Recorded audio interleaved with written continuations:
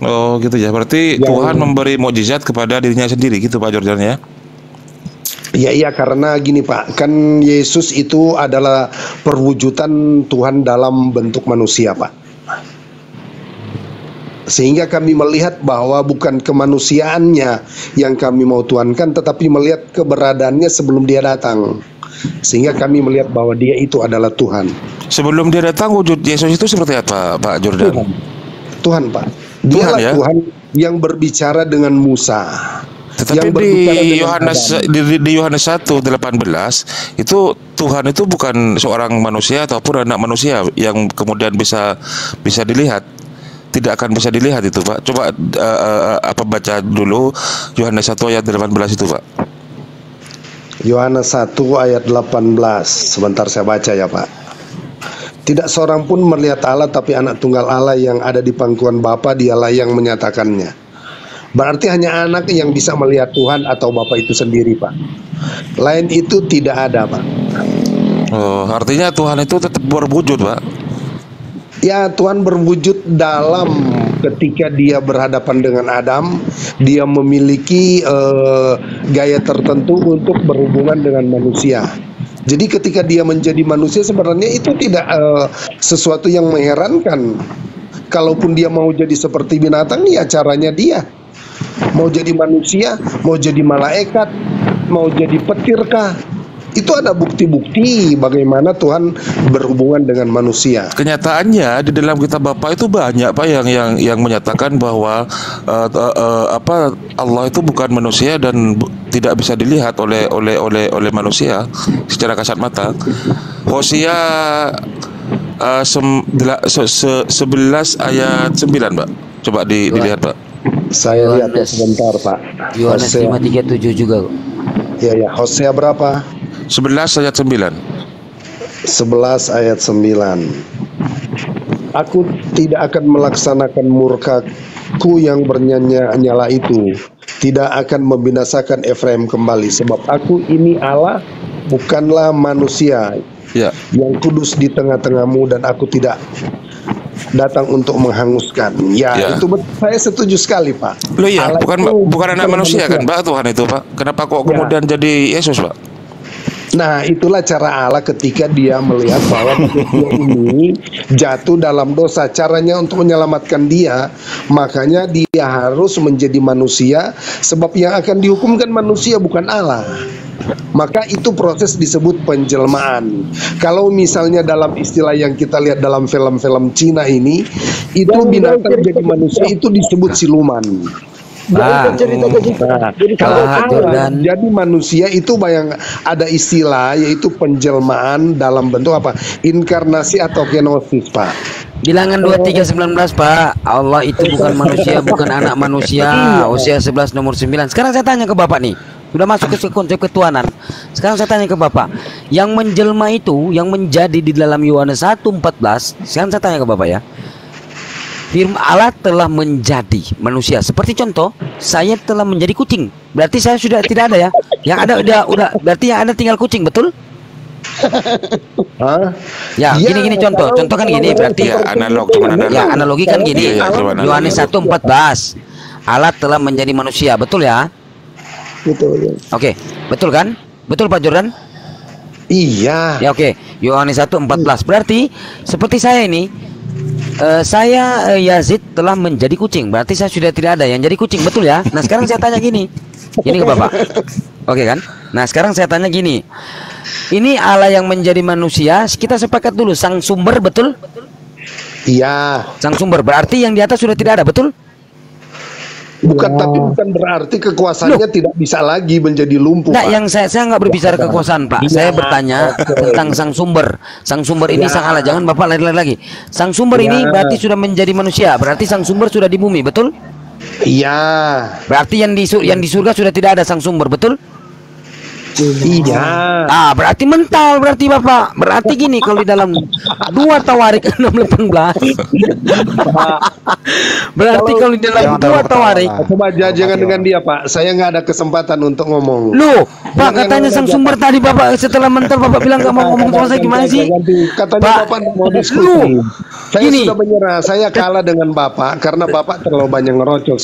Loh, Pak siapa Arif? Bukan Pak, ini bukan Santai soal aja, menang Bang. kalah. Santai aja, Bang Karena dia Jordan. memberikan waktu. Tapi kalau tidak ada waktu, Loh. maka saya terus terang saya angkat Ya tangan. Allah katanya Bapak iya tadi ya iya Pak. Setelah saya bilang mental Bapak masih. Kasih waktu dia bicara Pak Arif dulu saja, gantian. Pak Arif. Saya Ya. suka dengan Pak Oke, Arif. satu aja ya kasih baru lanjut sama Pak Arif ya. Gini, di Ya. dalam 2 Tawarik Enggak, 6:18. aku menyerah sama dengan kamu. Jangan ketawa, jangan Kau ketawa. ingin memonopoli. Ya udah, menyerah dia, Bang. Kasih Pak Arif. Oke, lanjut. Ya, Bang Jordan, Oke, coba lanjut. tunjukkan 1 Timotius 6 ayat 16, Bang. Dibaca juga, Bang Jordan. Ya, kalau dengan Bapak enak. Saya ada waktu. 1 Timotius berapa? 6 ayat 16. Ayat 16. Dialah satu-satunya yang tidak takluk kepada maut, bersemayam dalam terang yang Iya. tak terhampiri. Seorang pun tidak pernah melihat dia, dan memang manusia dapat melihat dia. Baginya lah hormat dan kekuasa yang kekal. Amin. Ya, tidak takluk pada maut. Tetapi kenyataannya Yesus kok takluk pada maut, Bang, itu, Bang. Gimana penjelasannya itu, Bang? Oh ya, pengertian di dalam takluk kepada maut kan dia datang sebagai menggenapi nubuatan ketika dia punya rencana untuk menyelamatkan manusia. Makanya di dalam Filipi yang saya katakan kenosis merendahkan diri, mengosongkan diri, itu ada otoritas-otoritas kekuasaannya yang dia tidak bawa. Yang dia bawa adalah kemanusiaannya itu. Dia menjadi sama manusia. Gitu, Pak. Artinya Jadi Yesus yang itu dia takluk. ada yang tidak berkuasa, Pak. Di satu sisi ada tidak pernah berkuasa, begitu, Pak. Iya, dia tidak bisa melakukan sesuatu di luar ketika dia pengutusan. Pengutusannya di sini, Pak, yaitu teristimewa untuk melakukan misi penyelamatan kepada manusia.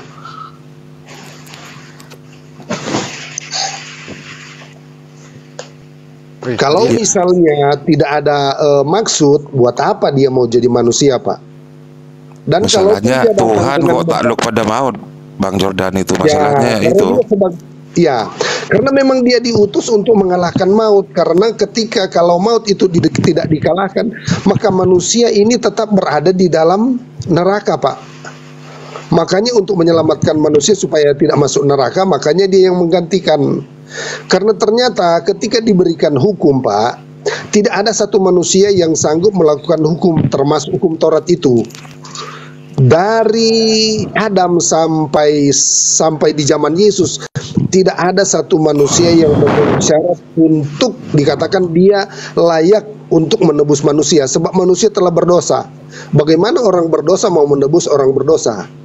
Jadi supaya Yesus yang suci tidak berdosa, maka dia layak untuk mengambil posisi supaya dosa orang itu dia ditimpakan kepada dia. Jadi seperti kayak barter begitu. Oh iya, kayak barter, Pak, ya. Ada tukar Ya, guling barter. berarti ya, Pak. Ada tukar guling ya, Pak. Ya, tukar guling dalam konteks kekudusan. Supaya itulah syarat mereka supaya tidak masuk neraka, Pak. Ya, berarti ada kalanya Tuhan Bapak itu tidak berkuasa atas sesuatu ya, Pak, ya. Iya, karena dalam posisi sebagai manusia. Loh, iya, yang manusia ini kan yang Tuhan, Pak. Iya, tetapi selama 33,5 tahun dia ada di bumi ini, kekuasaan itu terbatas, Pak. Karena dia harus mengikuti rambu-rambu yang disebut nubuatan yang harus dia genapi. Nubuatan yang mana maksud Bapak itu? Nubuatan sebagai Tuhan atau sebagai manusia itu? Penyelamatan dalam dia menjadi manusia, Pak. Di mana itu datanya, Pak? Itu tentang penyalipan, Pak. Sudah jelas kok cerita. Oh, iya, di tentang mana? Nubuatan itu di mana? Di Perjanjian Lama apa di Perjanjian Baru? Ya, Perjanjian Lama itu ketika Perjanjian Lama. Perjanjian Lama kan berbicara tentang nubuatan. Nah, Perjanjian Baru itu penggenapan dari nubuatan itu sendiri. Pak Arit, gantian Pak Arit. Oh iya silakan Bang Hendi. Iya. Iya. Silakan Bang. Oke, Simpai Sensei, guru, izin turun ya teman-teman ya. Ini ada Sensei kita ini. Dokter Ali udah saya telepon dari Jepang. Mau Silakan, ke seberang dia.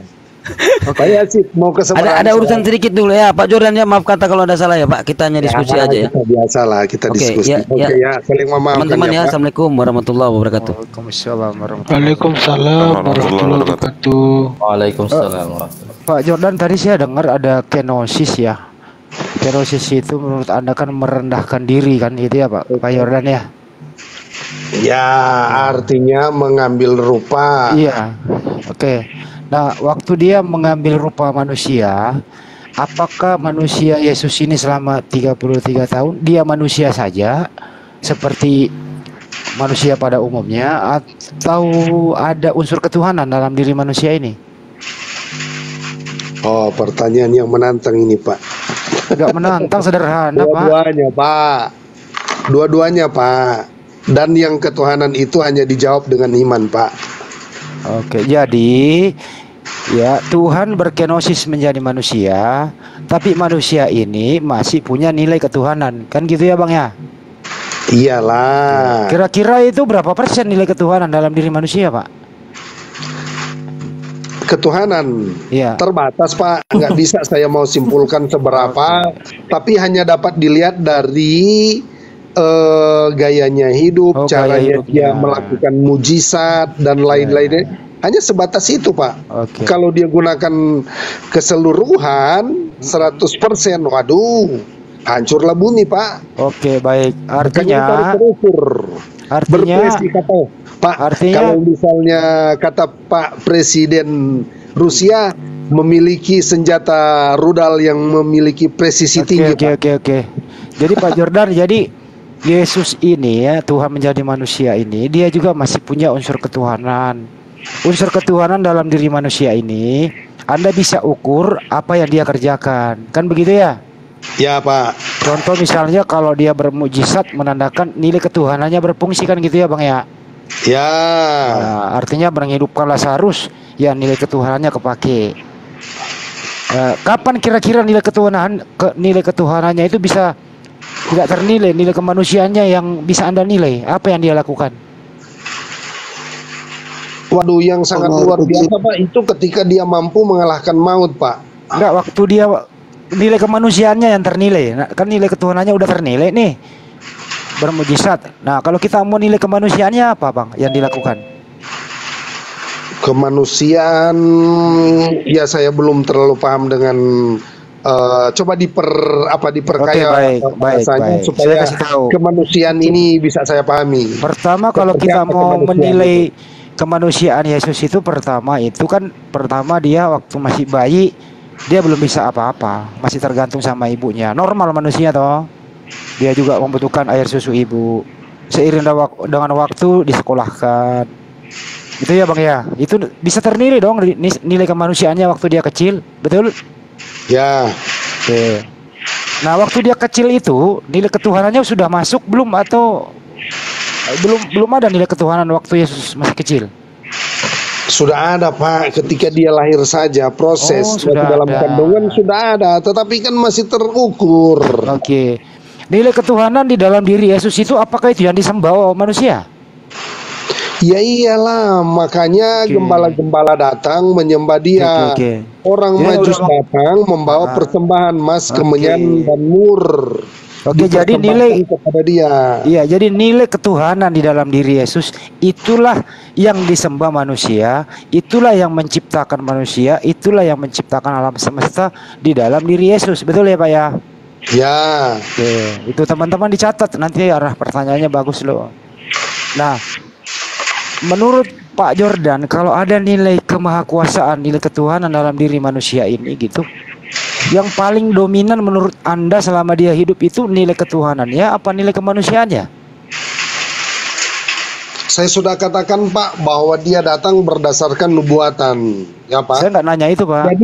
Jadi Pak, dia datang tanpa ada nubuatan itu tidak akan datang, Pak. Saya nggak nanya nubuatan, Pak. Begini, Pak, ya. Tapi itu Iya. Pak, saya juga mau menjawab pertanyaan Bapak.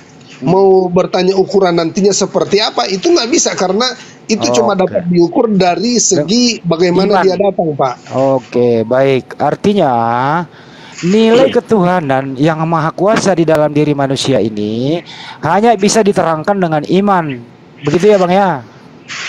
Ya, jelas saja karena itu dia datang kan dengan apa? Nubuatan. Nubuatan itu kan firman bagi kami, Pak. Baik.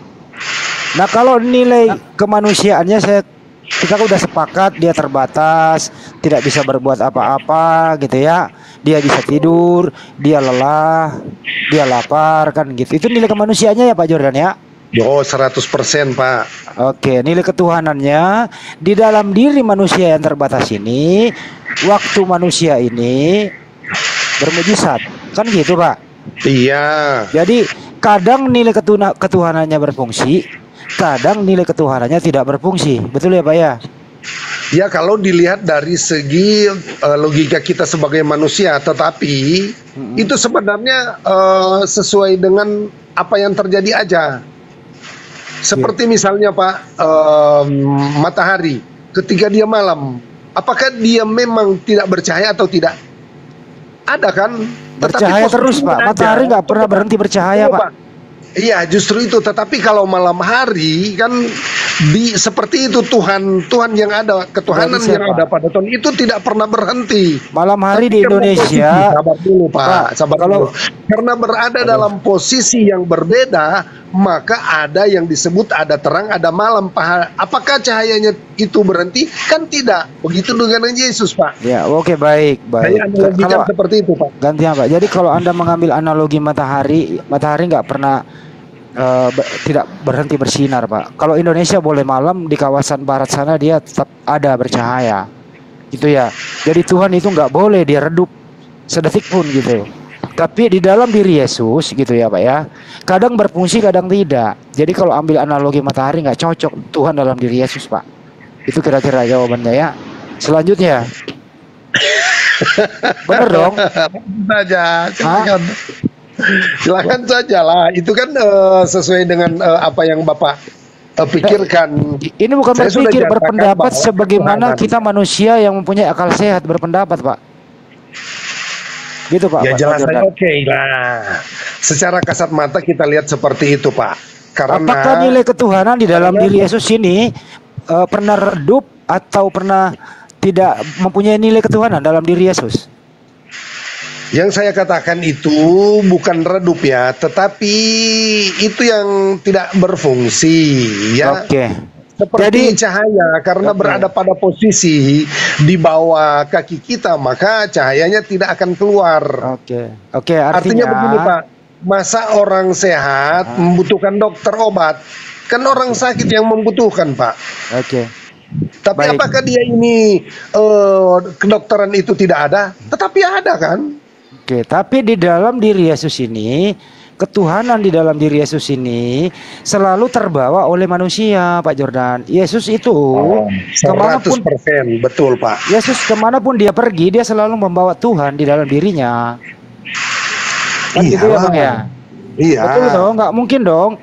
Aku mau masuk kamar mandi, oh Tuhan kamu diam dulu di luar, kamu nggak boleh masuk tempat jorok, kan nggak mungkin begitu. Gitulah. Nah, gitu ya. Artinya apa? Apapun yang dilakukan Yesus, ada nilai ketuhanan dalam dirinya. Persoalannya adalah kalau Yesus itu tidak bisa berbuat apa-apa dari dirinya sendiri manusia ini, apakah nilai ketuhanan ikut tidak bisa berbuat apa-apa Pak Jordan? Dia itu tidak berbuat apa-apa karena ada batasan yang sudah ditetapkan, digariskan Pak. Artinya, diutus, Pak, sudah ada rambu-rambu. Artinya manusia, rambu-rambu, Pak. Ya artinya manusianya Yesus membatasi Tuhan di dalam dirinya. Karena ada rambu-rambu, Pak. Dia datang, ada rambu-rambu yang harus dia lakukan. Baik. Jadi Tuhan bisa dikendalikan oleh rambu-rambu kemanusiaan Yesus. Dia yang melakukan rambu-rambu itu, Pak. Iya, yang menciptakan rambu-rambu itu adalah dia sendiri. Itulah yang disebut dengan di dalam Amsal 8 ayat 12 itu, aku hikmat. Nah, gini Pak Jordan, nggak usah ke sana dulu, izin. Iya, Jadi- tapi kan itu lahir dari ide Iya, yang Pak, cemerlang Pak. mahakarya, Ya. sehingga dia datang gitu loh. Ada perencanaan gitu. Saya ulang, Itulah Pak yang Jordan. disebut dengan nubuatan, Pak. Saya ulang ya Pak Jordan ya. Di dalam diri Yesus itu Tuhan yang maha kuasa. Tapi tadi Pak Jordan mengatakan Tuhan itu dikendalikan oleh rambu-rambu karena Yesus manusia. Artinya apa? Tuhan yang maha kuasa ini dikendalikan oleh keterbatasan manusia itu. Betul apa betul? Bukan terbatas oleh manusia, Pak. Dengan tadi rambu-rambu yang membatasi dia, Pak. Iya, rambu-rambu karena dia masuk rambu manusia, Pak. Iya, oke lah. Iya, Lanjut. artinya manusia ini punya rambu-rambu keterbatasan. Tapi Ya. di dalam rambu-rambu keterbatasan manusia ini ada Tuhan yang ikut menjadi terbatas karena dia manusia. Ya, Oke. lanjut. Nah, itu intinya, Pak. Lanjut. Artinya, ya kita lanjutkan. Dah. Apakah akal sehat berfungsi kalau Tuhan yang Maha Kuasa ini ikut menjadi diatur Ciptaan. oleh manusia? Menurut Anda ini logis apa tidak, Pak? Lah ini sudah salah ini pertanyaan ini. Kok pertanyaan Ini kan salah, Pak? kemanusiaan ini jangan manusia. Pertanyaan awal tadi sudah bagus, tapi kenapa dikatakan dikunci dengan kata manusia? Ini yang jadi Kan kerancu di Tuhan situ, Pak Pak. Jordan, Pak, dengerin dulu, Pak. Kan Tuhan yang Maha Kuasa ini masuk ke dalam diri manusia yang terbatas, Pak. Pak, bukan masuk, menjadi. Kata Oke, menjadi, menjadi, oke. dengan masuk. Oke. Beda lagi, Pak. Oke. Menjadi. Oke. Pak, yang mana sih Pak, di dalam diri Yesus itu ada dua, ada fisik dan ada rohani. Yang mana yang Tuhan? Pak, ke dalam Filipi, Pak, itu dia tinggalkan jubahnya, itu dia tinggalkan Wah. menjadi sama dengan manusia, Pak. Iya, di dalam diri manusia ini, Pak Jordan, Yesus Ah. itu punya jasmani, punya rohani, punya fisik, punya roh. Yang manakah yang Tuhan di dalam sama terdapat pada Yesus? Yang mana? Fisiknya kah, rohnya kah gitu? Rohnya yang itu. Tuhan. Nah, Baik. oh, Oke, fisik di luar, roh di dalam fisik, betul Pak? seperti Bapak kan, tapi yang ada di dalam Bapak kan roh manusia, bukan roh Allah. Iya, saya nggak Berbedanya ngomongin di diri situ. saya Pak, saya ngomongin Yesus.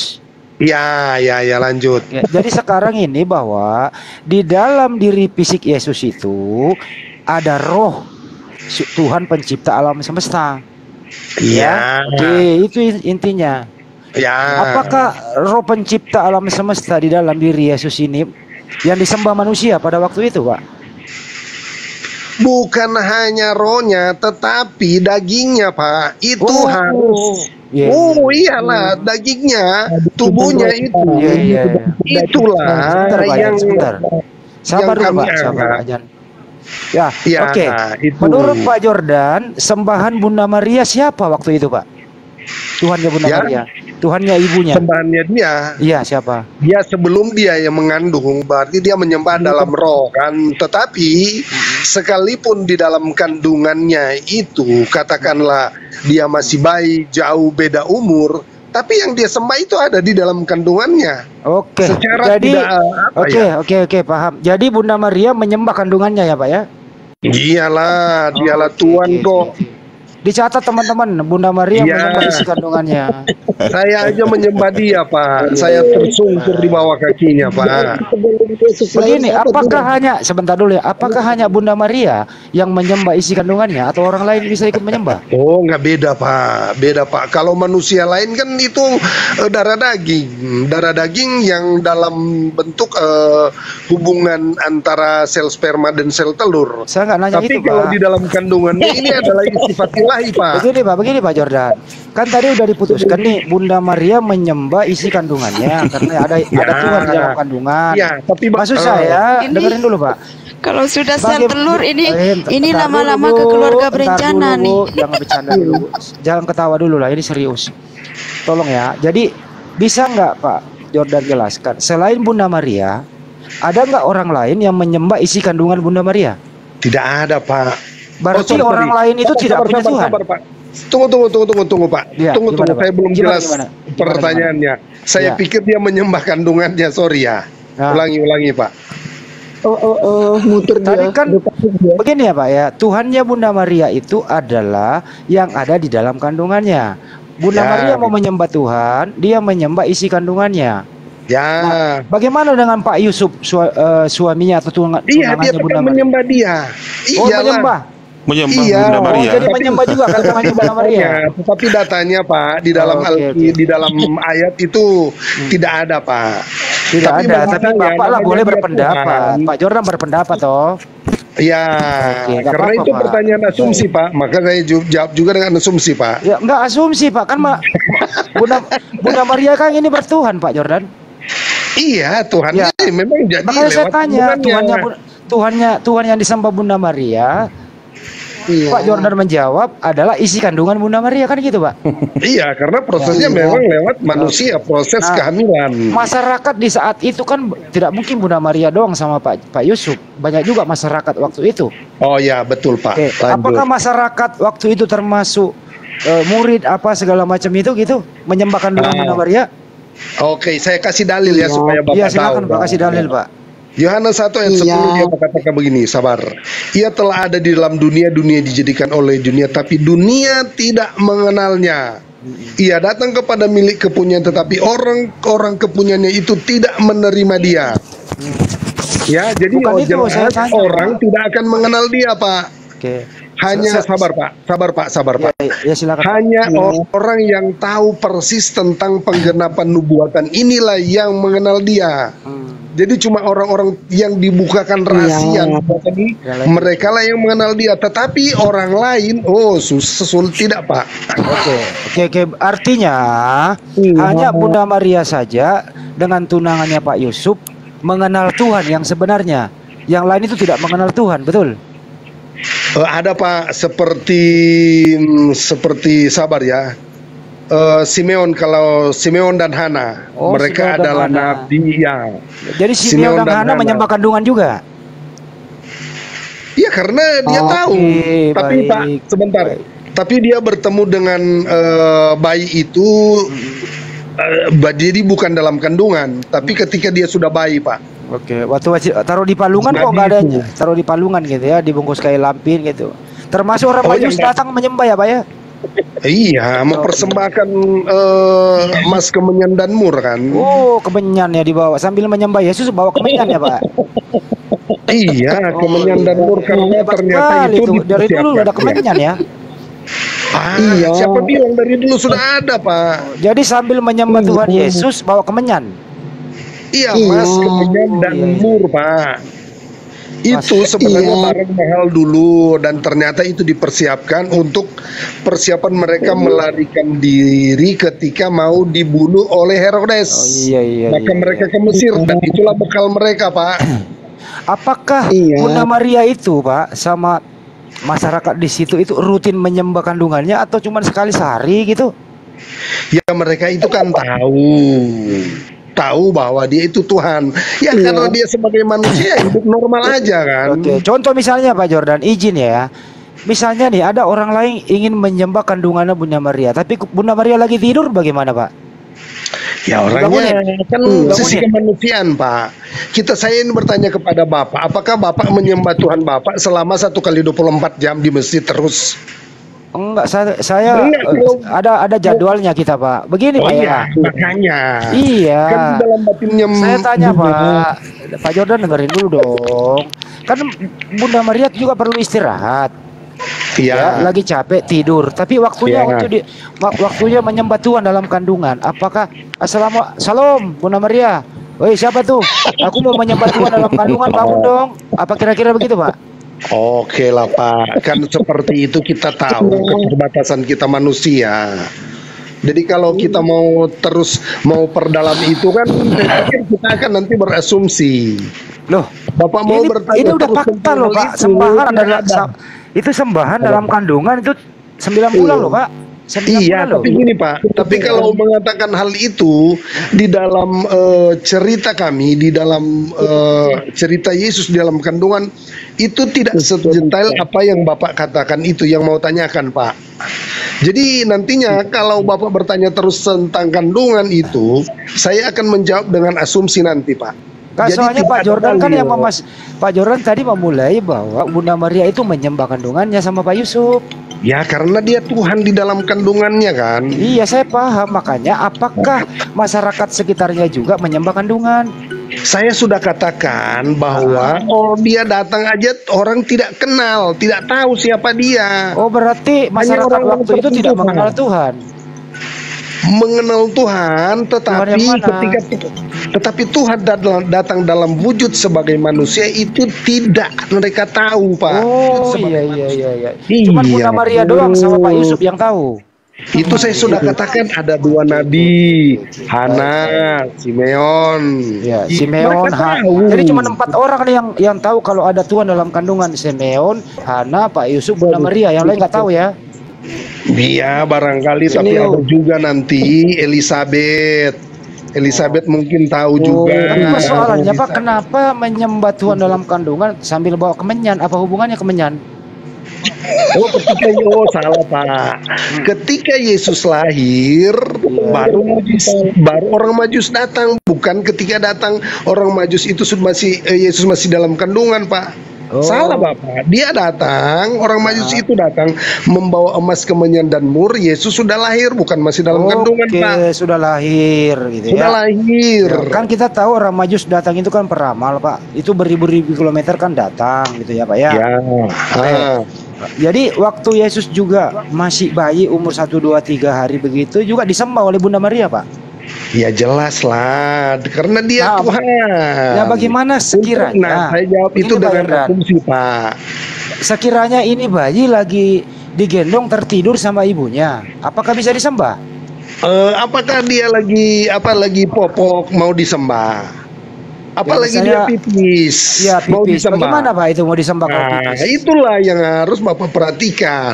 Saya nggak mau perhatikan. Namanya manusia. Ya, Bapak kan bertanya cuma sedangkal itu. Saya mau lebih dalam. Coba perdalam Pak. Nah, ketika dia pipis, ketika dia popok, ya kan, waktu itu jelas tidak ada pampers Pak. Terus bau sangit Pak, bau sangit dong. Nah itu mau disembah nggak? Ya, jadi kalau Yesus pipis, kalau Yesus pipis, penyembahan ditunda dulu ya? Iya, kalau saya nggak memandang waktu keadaannya, karena dia namanya manusia Pak, manusia normal. Jadi kalau misalnya kan bayi begini Pak Jordan, itu bayi itu membutuhkan tidur minimal 4 sampai 5 jam sehari gitu Pak ya. Artinya penyembahan itu ditiadakan kalau bayi lagi tidur, betul? Saya tidak mengatakan itu ditiadakan. Dia mau apa kek? Dia itu Tuhan dan status sebagai Tuhan tetap disembah Pak. Mau apa saja silakan. Jadi bayi lagi tidur boleh disembah ya? Sudah iya Pak, masuk itu Pak. Kecuali pipis, kecuali pipis nggak boleh. Mau enggak. Dia saya sudah katakan. Mau biar apa pipis dia? bisa disembah. Mau apa? Sedangkan dia mau mati disembah. Dia disalib disembah. Silakan Pak Arif, ada rencana ke depan Pak Arif membuat pabrik pampers, silakan Pak Arif. Kalau mau mundur di zaman itu Pak, laku keras pabriknya Pak, produk pampernya itu. Mantap ini kopinya Pak Arif. Mudah tuh, sederhana, tidak ada hujatan, santai kita gitu. Lanjutin teman-teman. Ya Pak. Iya. Lanjutin Pak. Jadi Tuhannya Bapak itu bisa tidur, bisa bangun gitu Pak ya? Iya, kan dia manusia. Iya, ketika bayi kan tidak bisa berbuat apa-apa itu Pak. Oh jelas, makanya Pak ketika mau diancam oleh Herodes, dia kan mereka menyingkir, Yusuf diberi mimpi supaya dia menyingkir ke Mesir, karena Tuhan tahu bahwa Yesus akan dibunuh, makanya dia disingkirkan.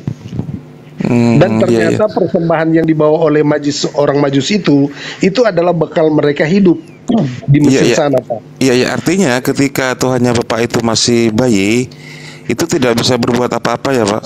Itu masih menggantungkan diri kepada Bunda Maria. Artinya netek, kemudian berak, BAB gitu kan Pak. Iya Pak, tapi kan Loh, tidak katanya ada Tuhan itu kuasa, Pak. gitu.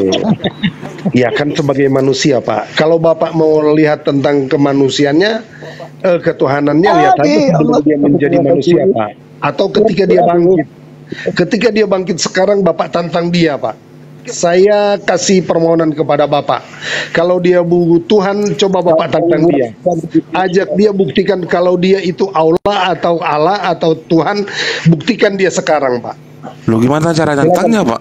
Oh, terserah Bapak mau tantang. Kalau engkau Tuhan, coba buktikan. Dengan cara apa dia mau membuktikan itu kepada Bapak? Apa itu Pak Jordan? Maksudnya, Terserah lah mau tantang dia sebagai apa. maksudnya gimana sih disuruh Apakah nantang dia gitu? betul? Coba ya. Coba tantang dia, kalau engkau Tuhan, buktikan kuasamu. Oke, baik. Ya. Yesus, kalau kau Tuhan, tunjukkan di Bible yang tertulis kau mengaku Tuhan. Coba tantang dia. Saya ulang Coba ya. gini Pak. Gini Pak. Dengerin Pak. Mohon maaf Iya. ya. Hai Yesua Mesia, anak Bunda Maria. Tunjukkan kalau kau Tuhan, tunjukkan di mana tertulis di Bible kau pernah mengaku Tuhan. Nah, itu tantangan, Pak. Yohanes 13 ayat 13 Pak. Ya itu Aku ini bukan guru dan Tuhan Pak. dia nggak Tuhan pernah itu, mengaku Pak. Tuhan itu Pak. Itu kurios. Itu Tuhan, Pak Jordan. Kurios. Coba Bapak perhatikan kurios yang ada di dalam perjanjian lama apa? Tuhan semuanya. Diterjemahkan sebagai apa? Tuhan semuanya. Pak. Coba Bapak lihat aja contoh nih. Nih tentang Tuhan yang ada di dalam Matius berapa? Kan Bapak menolak Yohanes 13 ayat 13 Tuhan itu kuriosnya. Coba Bapak lihat di kata yang lain. Yesus sebagai Tuhan di dalam kisah. Di dalam Lukas 2 ayat 11. Oh, pada hari ini telah lahir bagimu juru selamat Kristus Tuhan di kota Daud. Nah, sekarang Tuhan di situ dia pakai apa di sana, Pak? Kan saya minta, Pak. Ini kan pertanyaan tantangan tadi ini. Ini kan Lukas yang ngomong gini, Pak ya. Hai Yesua Mesia, anak Bunda Maria. Tunjukkan. Apakah kau pernah mengaku bahwa saya Tuhan pencipta alam semesta? Apakah Di kau ayat pernah Bibelmu. mengaku itu? Di ayat manakah di Bible ada itu? Iya, Yohanes 13 ayat 13 kan dia sebagai Nggak Tuhan. ada itu, Pak. Bapak protes. Nggak ada. Tuhan dikatakan di situ kan kurios, tapi di dalam Lukas 2 ayat 12 dia malaikat katakan apa? Kurios juga. Oke, cukup untuk tantang Berarti menantang sama, Pak, kan? Cukup untuk tantang menantang Pak. Nggak bisa itu karena memang nggak ada. Oke, lanjut Pak Arif. Loh, Yesus mengatakan bahwa aku ini guru dan Tuhan sebagai kurios. Malaikat mengatakan yang lahir itu adalah kurios juga. Bagaimana mungkin Pak guru Bapak bergabung mengatakan. Pak? Bagaimana mungkin guru menyatu Guru dengan disandingkan Tuhan? dengan Tuhan. Nggak disandingkan, Yang mana menyatu. yang guru? Itulah menyatu dengan Pak Tuhan. pengertian antara guru dengan Tuhan itu memiliki jabatan tugas tertentu ketuhanan Pak, saya bacain datanya ya. Nabi Kamu sebagai memanggil- apa? Sebagai gembala itu Pak tugasnya Pak. berbeda. Pak Jordan, saya edukasi dikit, mohon maaf, bukan saya sok tahu. Dulu sebelum ada Ledecker masuk ke Indonesia, Pak, orang Belanda ini menyisipkan kata H di kata Tuhan. Itu Pak terjemahnya zaman dulu. Kamu memanggil aku guru dan rabi. Kamu memanggil aku guru dan junjungan. Pada tahun 1974 Pak, sudah berubah menjadi kamu memanggil guru dan Tuhan. Jadi ada perubahan drastis di sini Pak. Tapi Oh, is iya, okay iya, Pak. Is okay, saya ikuti Gini. Bapak ini nggak mau mempersulit Pak Jordan. Kamu memanggil aku guru dan Tuhan, betul katamu itu sebab aku memang guru dan Tuhan. Oke. Nah, apakah Tuhan yang Maha Kuasa bisa menyatu dengan guru? Bagaimana mungkin, Pak? Logika sehatnya Itu di kan mana? ada kata. Itu kan sebentar Pak. Saya membahas dulu tentang terjemahan ya. Bapak membahas tentang terjemahan ya. Tentang Tuhan jadi Tuhan dan lain sebagainya. Apakah itu berpengaruh kepada bahasa aslinya? Pengaruh, Pak. Oh, sekarang ketika Al-Quran diterjemahkan ke bahasa Indonesia, apakah bahasa asli Al-Quran itu akan berpengaruh? Ketika ada terjemahan yang salah, beberapa Kalau ada edisi terjemahan Al-Quran yang salah, Tunggu dulu. Pak Jordan. Kenapa, Sabar Pak? dulu Pak, Oh ya, silakan, belum Pak. selesai. Oh ya, silakan. Sorry. Nah, gitu dong. Jadi ketika ada beberapa terjemahan edisi tahun karena pengaruh bahasa, tata bahasa di Indonesia, ada ejaan Swandi, ada ejaan disempurnakan dan lain-lain sebagainya. Apakah itu berpengaruh ke bahasa asli di Arab sana? Apakah bahasa Al-Quran yang ada di Arab sana itu berpengaruh terhadap edisi-edisi yang ada di Indonesia, Pak? Sudah Pak ya, saya jawab ya. Ya sudah, lanjut. Oke. Terjemahan boleh keliru, terjemahan boleh tidak mewakili bahasa asli. Makanya di dalam Al-Quran itu tidak pernah terjemahan jalan sendiri, karena terjemahan itu bukan kitab suci. Yang kitab suci adalah bahasa aslinya itu. Berbeda dengan Bible, terjemahan itu jalan sendiri, terjemahan itu adalah kitab suci. Menurut Anda? Itu. Saya belum selesai, Pak. Gitu ya. Ya, lanjut. Mohon maaf, yang menjadi korban hari ini adalah teman-teman kita Kristen. Mohon maaf, karena memang ini LAI terjemahannya banyak yang keliru, Pak. Ya, banyak yang keliru, Pak. Kenapa keliru? Karena Bible itu jalan sendiri terjemahan, Pak Jordan. Apakah terjemahan itu kitab suci, Pak Jordan, menurut Anda? Kitab suci lah bagi kami, tetapi soal terjemahan kitab suci loh, teman-teman. Iya, terjemahan Jadi, tetap bahasa. kalau terjemahan adalah kitab suci direvisi dong terus-terus, Pak. Itu kan tapi revisinya berdasarkan bahasa asli.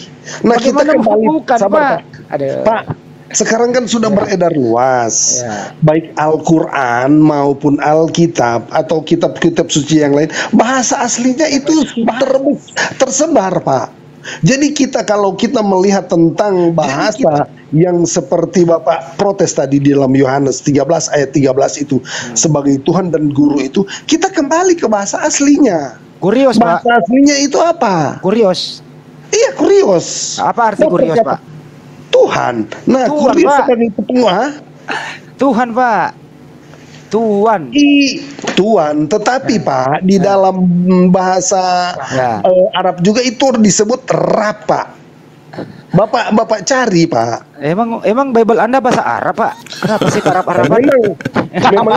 Memangnya nggak ada orang Kristen di Arab sana sebelum. Iya, mau ada orang Kristen bahasa orang Arab, tapi Bible Anda itu Yunani dengan Hebrew. Iya, itu bahasa jangan Bible itu, jangan Bible berdasarkan suku. Jangan, Pak. Betul Pak itu. Tetapi Pak, untuk supaya suku itu mengerti harus berbahasa suku itu sendiri, Pak. Makanya tapi jangan itu diterjemahkan. Begini, Pak ya, kalau Alkitabul Muqaddas itu adalah Bible berbahasa Arab. Nah, kalau Anda menerjemah, jangan ambil dari bahasa Arabnya, ambil dari original teksnya, Pak. Iya, itu kan satu pandangan saja, Pak. Tetapi ketika kata kurios itu Tuhan itu diambil dari bahasa aslinya, tetap saja kurios, Pak. Aku bacain original teksnya, Pak ya. Tuhan ini, Tuhan. Humeos, poneite, meho didaskalos, kai kurios, kai kalos, legete, eimi gar.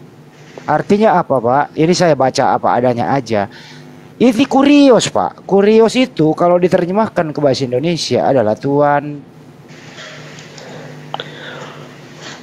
Ya itu katakanlah derajatnya. Kalau bahasa Inggrisnya KJP ya. Iya, tapi dengerin dulu bahasa Inggrisnya biar paham. You call me master and lord. And you say will for so I am. Kamu memanggil aku master dan lord. Tuhan, Pak. Bahasa aslinya yang penting, Pak. Tadi bahasa aslinya kurios, Pak. Jordan, lu enggak Jordan? Tuh, sabar.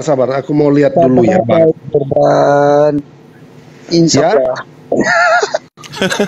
Ya udah, Pak. Nih. Sebentar ya, saya lihat bahasa asli juga di saya nih. Ya, dong. Leksikan. Umeis, poneite. Sabarlah, saya juga masih mencari, Pak. Mencari. Lu yang nggak sabar mau Humeis ponete, kamu memanggil miho didaskalos, memanggil ku guru, kai ho kurios, dan Tuhan. Lord, dia pakai situ apa bahasa kurios sama kan? Lord. Iya, Lord. Iya, Lord apa, Pak? Tuhan. Tuhan. God apa? God apa God? Kalau God, Ya. Saya belum pernah mendengar orang bule kalau terkejut, oh my lord. Tapi oh my god. Oh my Lord. Pak Jordan udahlah Oh Pak. my Ketinggian Lord. ini. Oh Pak my ini Lord. ketinggian, Bapak nggak nyampe nanti ilmunya. oh Pak. iya, oke, di sini Lord, ya Lord. Iya. Iya Lord, Pak. Iya udah dari tadi Pak saya ngomong, apa nggak denger Pak? Ya gini Pak, Ya. itu ada. Ya lanjut Gimana? Pak Arif, lanjut Pak Arif. Lanjut Sederhanain Bang, aja, Pak. yang lain dulu. Bang Satria barangkali. Silakan yang lain, sederhanain aja. Silakan. Gua aja kan banyak teman yang di sini. Silakan teman-teman yang lain. Ibu Anna Firly mungkin ada yang tidak ingin disampaikan? Enggak, tadi Bang Jordan sempat menyinggung istilah kalimat rob, ya kan? Iya kan Bang Jordan ya? Rob. Ya, jadi rob itu kalau di dalam bahasa Arab itu memang bahasa Arab itu tidak kemudian mengandung satu arti.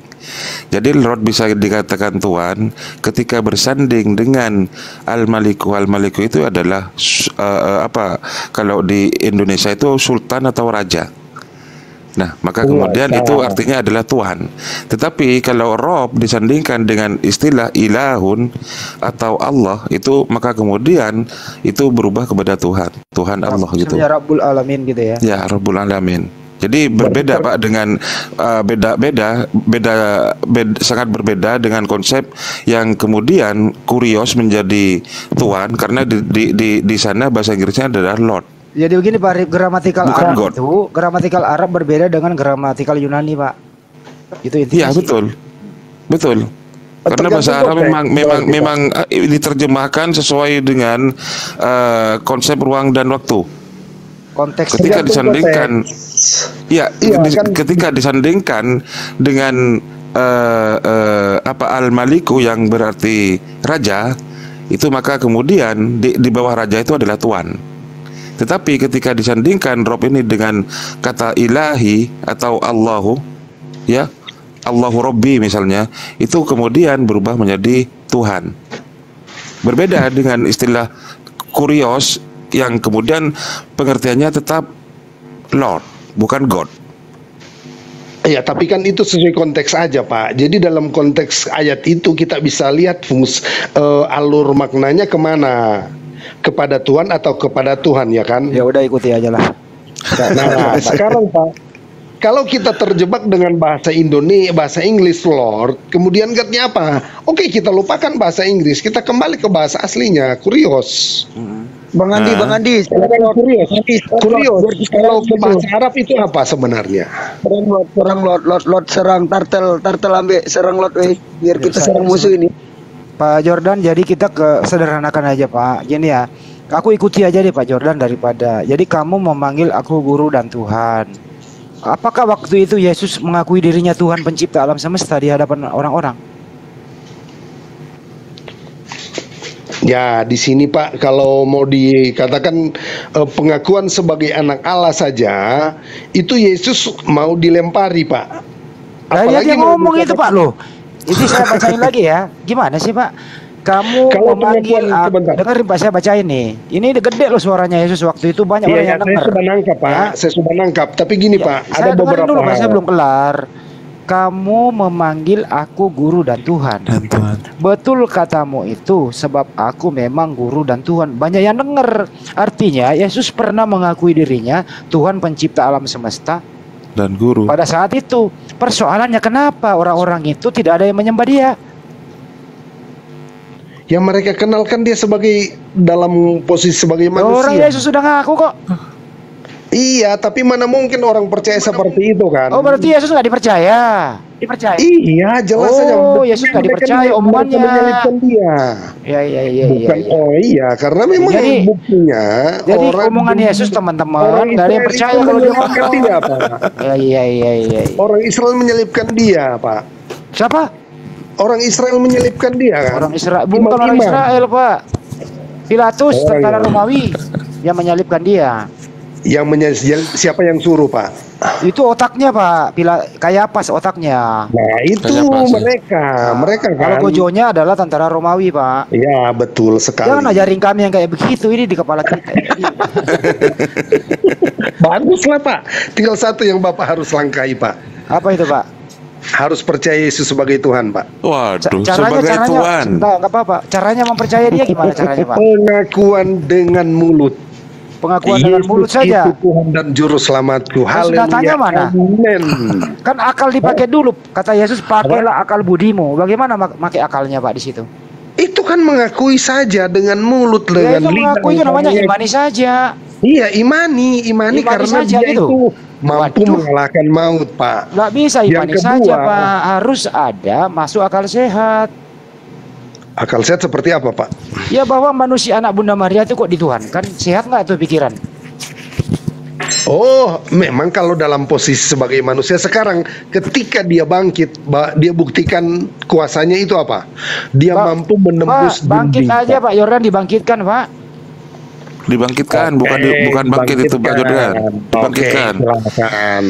Dibangkitkan. Ya, dibangkitkan. Nah, sekarang ketika dia menembus pada apa lagi? waktumu, sabar, Pak. Ketika murid-murid itu sedang berada dalam satu ruangan, tiba-tiba dia hadir menembus dinding, apakah dia bukan Tuhan? Itu namanya ini, Pak. Apa namanya? Itu namanya kalau menembus dinding apa ya? Orang bisa berubah gitu ya. Arit bisa menembus dinding itu, membunuh Lord. Jangan, nggak boleh bercanda.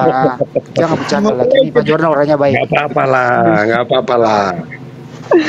Jadi gini Pak Jordan ya, kita kembali bahwa ya. waktu Yesus itu dibangkitkan, Pak. Sebagaimana kalau nggak salah di Kisah Para Rasul 2 nomor 36 kalau nggak salah, apa 32 ya. Ini, Pak ya. Yesus inilah yang dibangkitkan oleh Allah, tentang hal itu kamu semua menjadi saksinya. Ini saya nggak baca Bible, Pak. Kira-kira begitu bunyinya. Setelah dia dibangkit, di Lukas itu dikisahkan bahwa orang-orang di situ itu pada kaget, dikira dia hantu. Yesus berkata, aku ini bukan hantu, hantu tidak punya daging dan kulit, kan begitu. Tapi orang masih nggak percaya. Yesus berkata, ada nggak makanan yang nggak aku bisa makan di situ? Dikasihlah nih. Yesus lapar ya, Bang. Membuktikan bahwa dia manusia. Ya, makanlah ikan goreng. Kemudian di Markus 16:19, terangkatlah ia ke surga, duduk di sebelah kanan Bapa. Itu juga terangkat berarti diangkat. Oke, terangkat itu diangkat. Kalau berangkat berarti berangkat sendiri gitu. Jadi antara terangkat dan berangkat. Nah, sekarang Pak Jordan gitu ya, kalau Anda masih ngotot, mohon maaf, konsisten menuhankan ini, artinya Tuhan Anda di surga itu masih anaknya Bunda Maria. Karena fisiknya itu yang pernah dipakai aktivitas di bumi, masih fisik itu di surga, gitu loh Pak Jordan. Oh iya, kan rupanya Pak Andi tidak move on tentang bagaimana Tuhan jadi manusia. Nah, ini udah terangkat ke surga, Pak. Iya, tapi yang Bapak fokus kan tentang bagaimana kemanusiaannya menjadi manusia lewat rahim. Kenapa nggak bahas tentang bagaimana dia sebagai Tuhan jadi manusia lewat kandungan? Bapak selalu fokus kepada udah selesai, Pak. Kita ini bahas iya, tapi lagi. kenapa dalam pertanyaan tadi Bapak mau ngutip lagi tentang kandungan? Lordnya Bapak yang makan bawa ke kandungan, saya bahas ke kandungan. Sekarang Bapak kebangkitan, saya bahas kebangkitan. Iya, tapi ada dalam memberikan satu pertanyaan karena terlalu panjang narasi yang dicampur adukan dia, Bapak melupakan ketuhanannya sebelum dia jadi manusia. Oke, Bapak baik. cuma mulai dari Kita bahas itu lagi. Jadi menurut Anda ya, sebelum Abraham ada, aku telah ada, kan gitu ya. Artinya dia ada sebelum dunia ini ada. Ya, betul. Artinya menurut Pak Jordan, Yesus yang menciptakan alam semesta, betul? Iya. Yesus betul. juga yang menciptakan manusia. Iya, betul. Yesus juga menciptakan Bunda Maria. Oh, Pak. Yang kan? itu adalah, nah gimana sih? Giliran Ini yang itu nggak mau. Ini yang saya bukan. Ini adalah salah pada salah bertanya, salah memberikan satu akan sebab wujud, kemudian muncullah sebuah pertanyaan yang keliru. Sekali lagi, yang diciptakan adalah Adam, keturunan Abraham itu lewat proses kelahiran. Baik. Nah, Jadi itu Yesus yang bedakan di situ, Pak. Apakah manusia itu diciptakan? Cuma Adam yang diciptakan. Baik. Apakah Yesus yang menciptakan Adam? Iya. Baik. Apakah yang menciptakan Adam ini yang dikandung Bunda Maria? Iya. Oke. Apakah Adam menyembah Yesus? Iya. Mana datanya, Pak? Datanya. Oh, jelas saja, karena ketika dia sudah telanjang, dia takut bertemu dengan Tuhan. Itu petak umpak itu, Pak. Iya, karena dia sudah telanjang, Pak. Petak umpak itu. Iya, sudah telanjang, Pak. Di surga Memang itu. ceritanya seperti itu, Pak.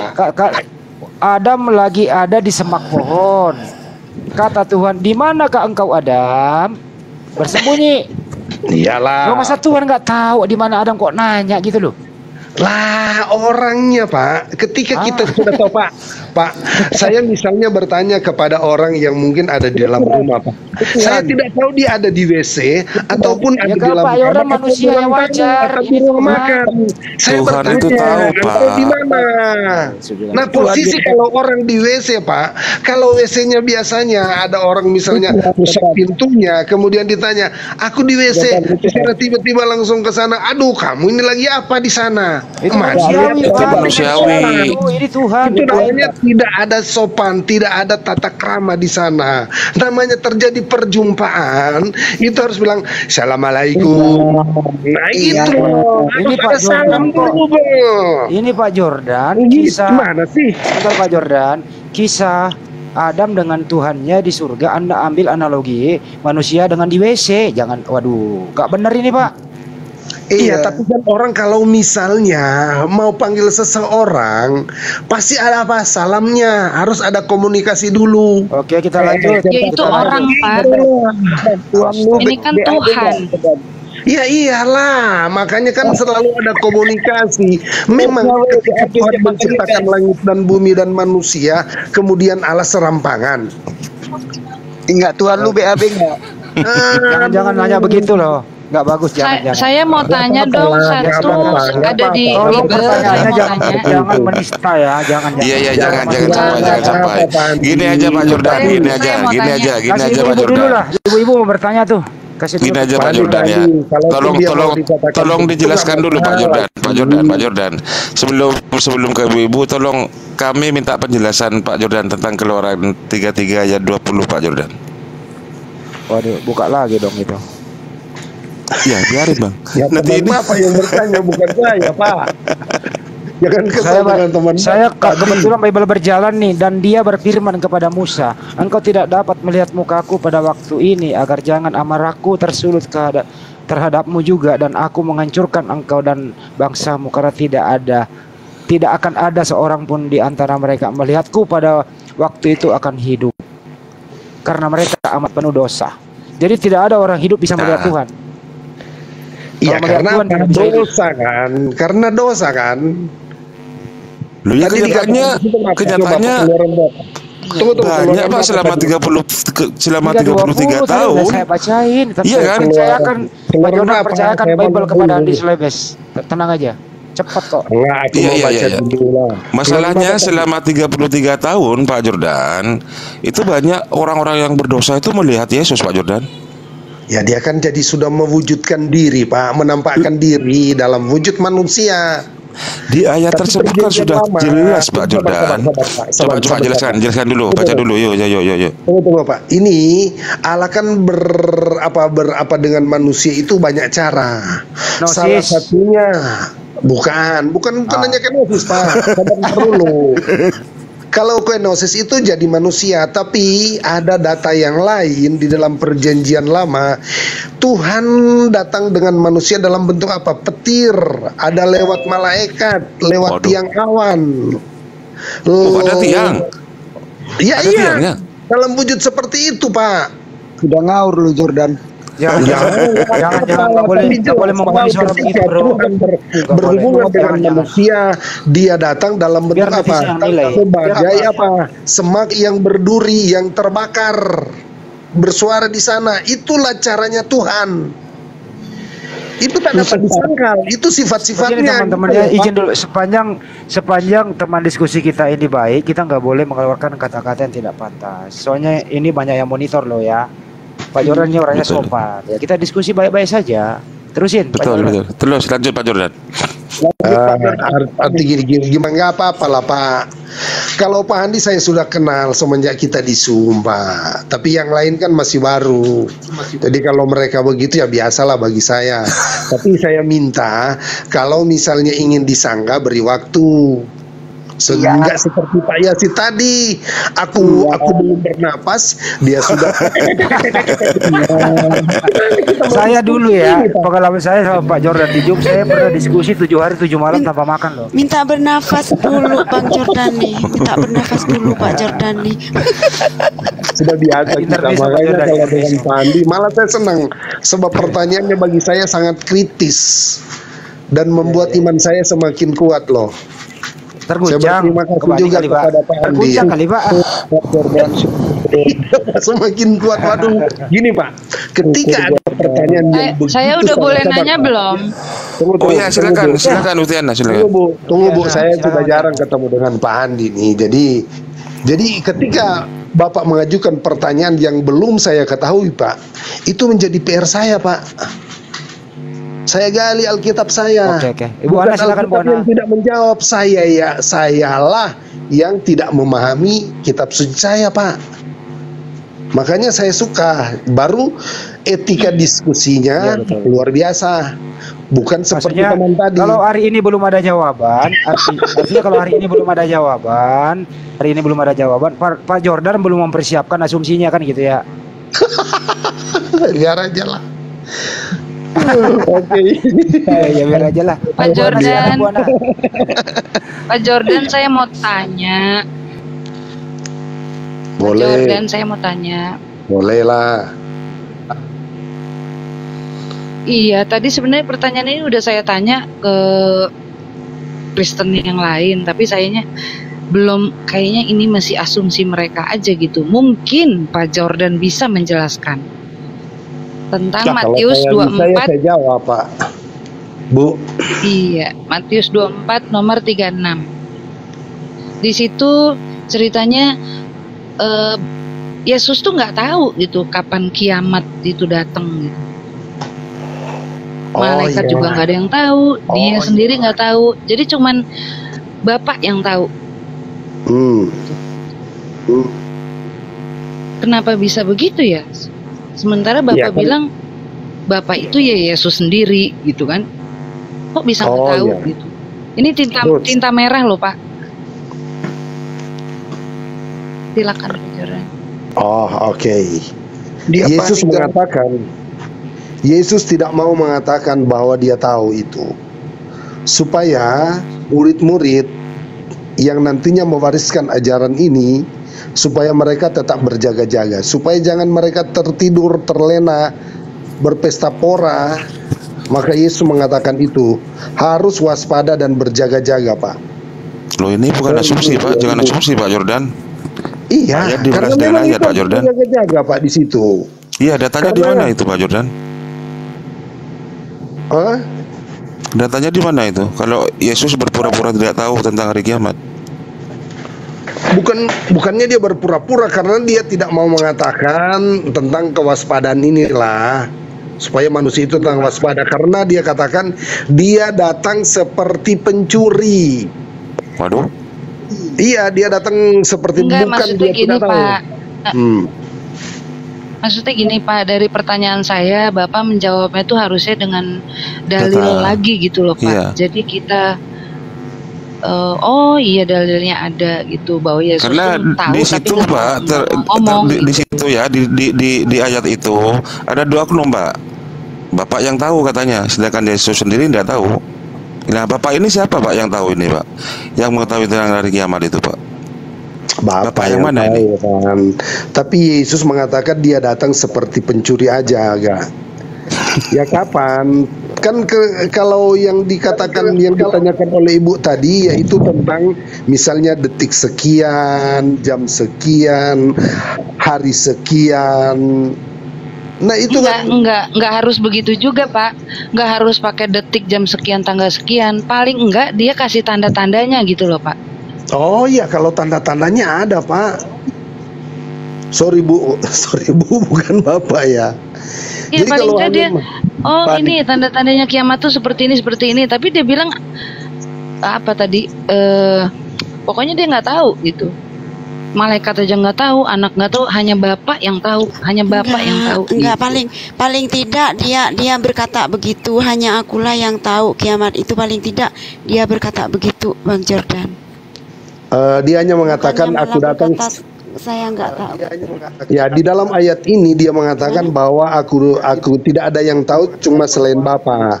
Tetapi kalau Bapak Ibu lihat di dalam Wahyu pasalnya yang ke sabar ya, ku cari dulu ya.